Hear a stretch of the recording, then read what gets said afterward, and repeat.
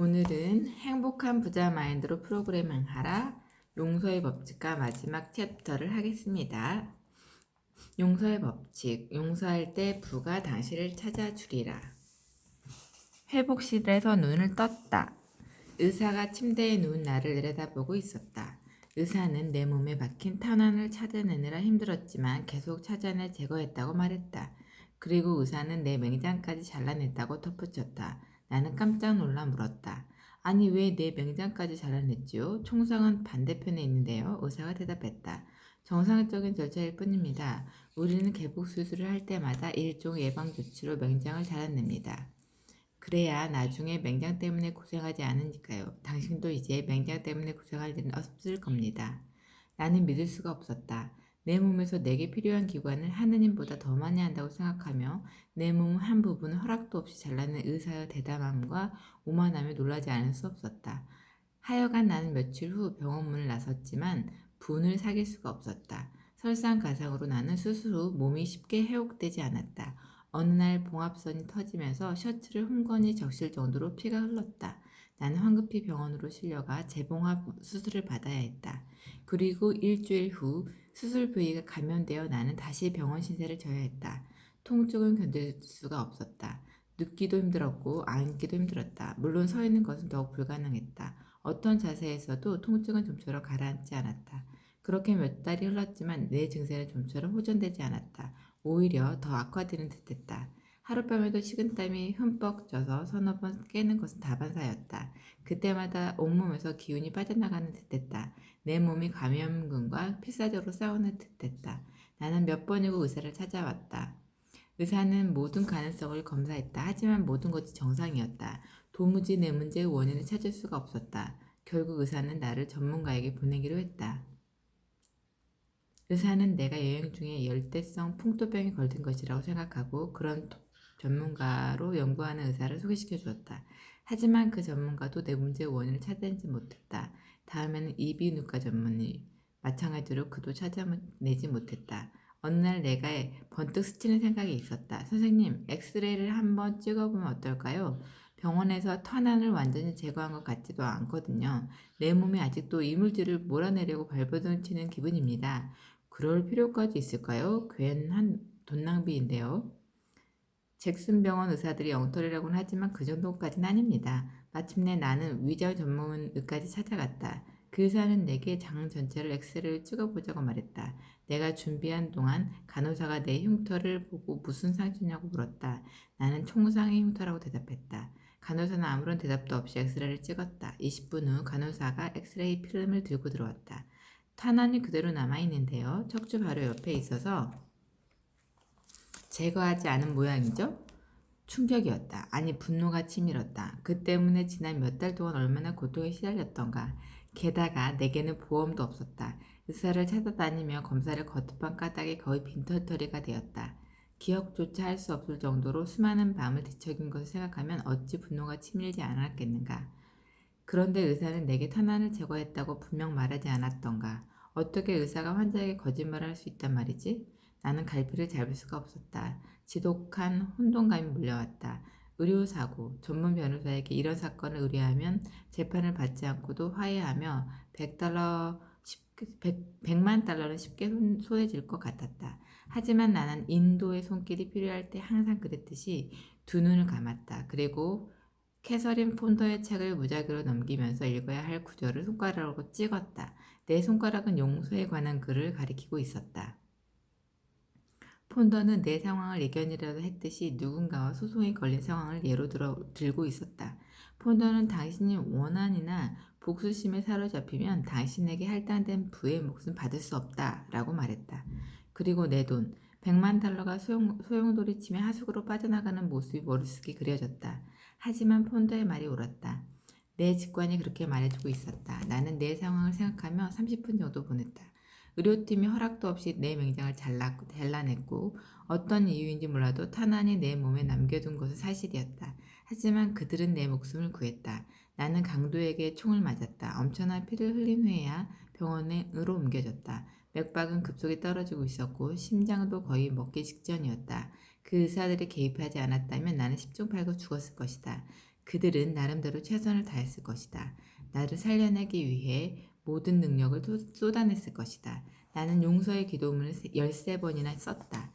그리고 내 성경책에 끼워두었다. 나는 의사들에 대한 원망을 씻어내고 그들을 하느님의 눈으로 보려고 애썼다. 나는 의사들에 대한 원망을 씻어내고 그들을 하느님의 눈으로 보려고 애썼다. 그러자 놀라운 일이 일어났다. 그날 밤 나는 너무도 편히 잠을 잘 수 있었다. 도중에 한 번도 깨지 않았다. 내 기억이 맞다면 그 사고가 일어난 후 처음 있는 일이었다. 곧 나는 탄환 제거 수술을 받았다. 하지만 내가 그들을 용서하기로 결심한 날부터 내 건강은 극적으로 회복되기 시작했다. 용서의 법칙은 진공의 법칙과 밀접한 관계가 있다. 복수에 집착하면 사랑에 끼어들 틈이 없다. 원망감을 떨쳐내지 못하면 피해의식에 사로잡히기 십상이다. 피해의식에 사로잡혀 있으면 당신도 승리자가 될 수 있는 정신적 여유가 들어설 공간이 없어진다. 부정적인 감정들을 떨쳐내라. 그런 감정들은 당신의 내면을 좀먹고 당신에게 좋은 생각을 할 여유를 빼앗아간다. 부정적인 감정들을 떨쳐내라. 그런 감정들은 당신 내면을 좀먹고 당신에게 좋은 생각을 할 여유를 뺏어간다. 이제 당신에게 이런 질문을 해보자. 대부분의 사람이 어떤 사람을 가장 용서하지 못할 것 같은가? 그들 자신이라 대답했는가? 내 강연에 참석한 사람들의 99% 이상이 그렇게 대답했다. 그렇다. 당신 생각이 맞다. 그런데 왜 많은 사람이 자신을 쉽게 용서하지 못하는 것일까? 다른 사람의 잘못을 쉽게 용서하면서 말이다. 나도 예외가 아니었다. 하지만 내가 나를 아무리 나쁜 사람이라고 생각하더라도 나는 이미 하느님에게 용서받은 존재가 아닌가? 이런 사실을 깨닫게 되면서 내가 나를 용서하지 못할 이유는 없었다. 아니, 반드시 용서해야 할 사람은 바로 나 자신이었다. 그렇지 않으면 내 삶은 영원히 가난과 결핍에서 벗어나지 못할 것만 같았다. 누군가 나를 찾아와 일이 제대로 풀리지 않는다고 말할 때 나는 그에게 당신을 용서할 수 있겠습니까? 라고 묻는다. 누구나 자신을 용서한다면 부의 길이 그 앞에 훤히 열릴 것이다. 이것이 바로 용서의 법칙이다. 누구나 자신을 용서한다면 부의 길이 그 앞에 환히 열릴 것이다. 따라서 나는 당신에게 용서의 3단계를 지금 당장 시행해 볼 것을 권한다. 첫 단계, 당신과 적대 관계에 있는 모든 사람을 마음속으로 용서하라.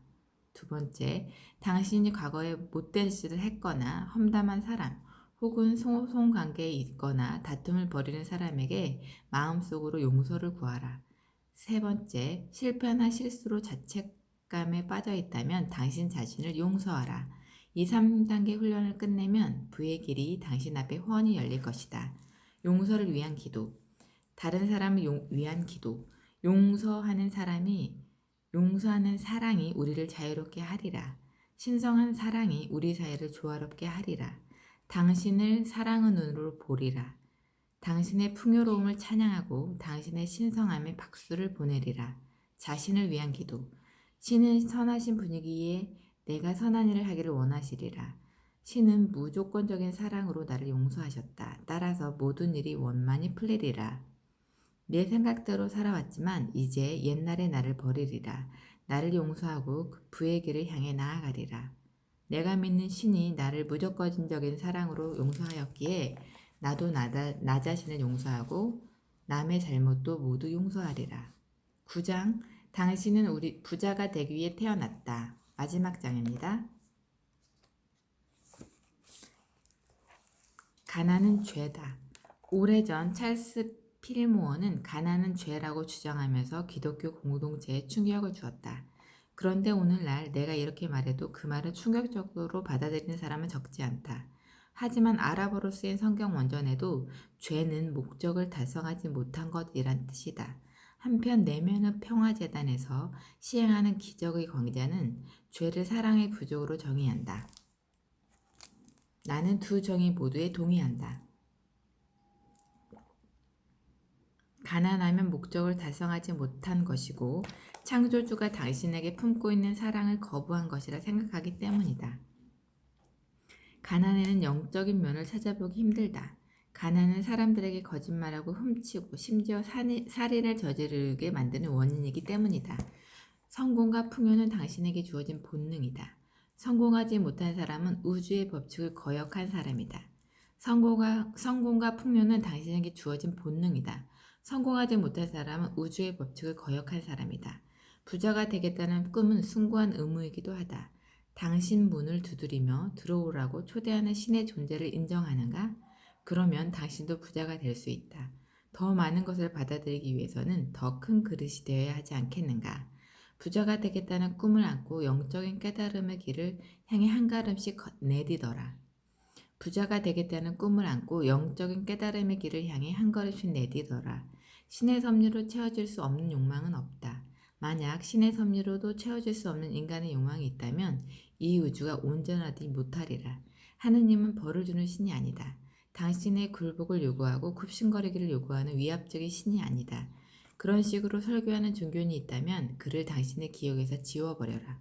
복음을 문자 그대로 좋은 소식이란 뜻이다. 복음은 문자 그대로 좋은 소식이란 뜻이다.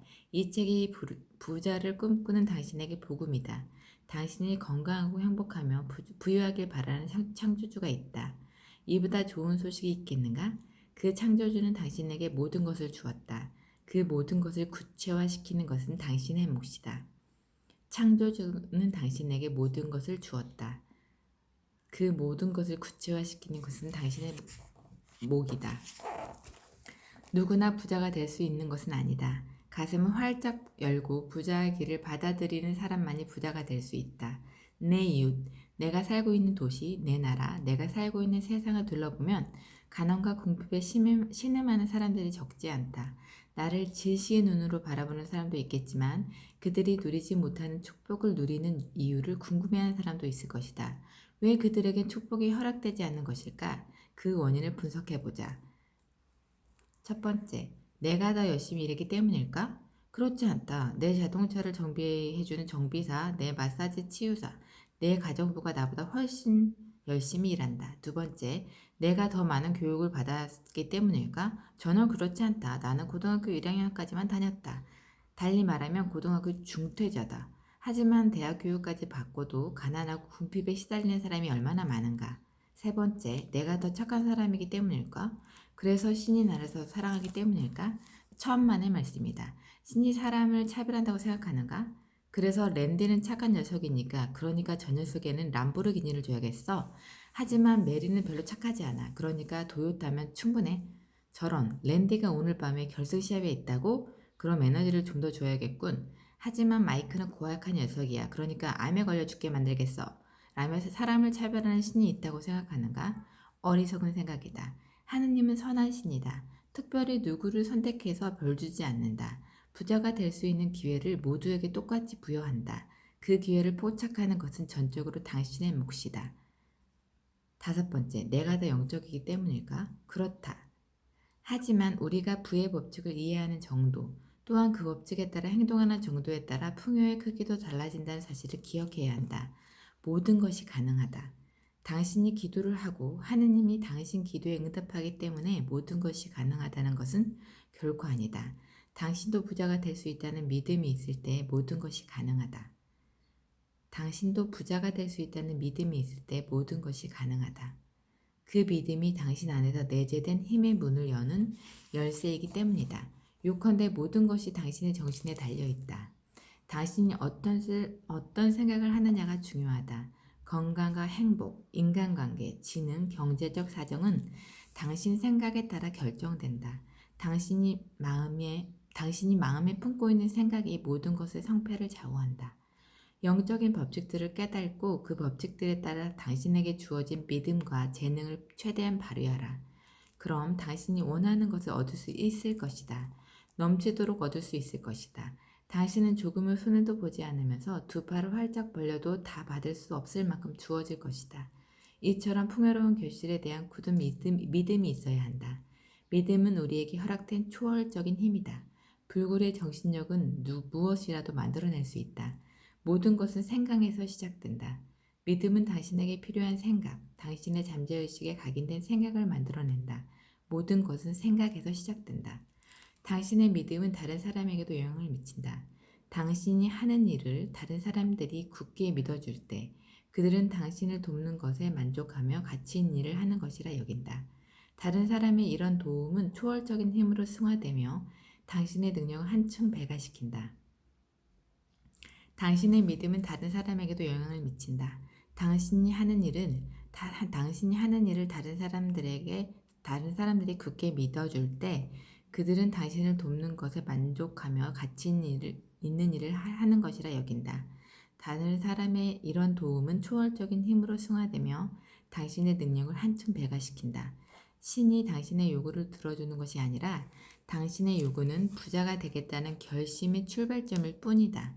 대부분의 사람이 생각하듯이 기적이란 없다. 기적을 바라는 것은 변덕스러운 유행수에 기대를 거는 것이나 마찬가지다.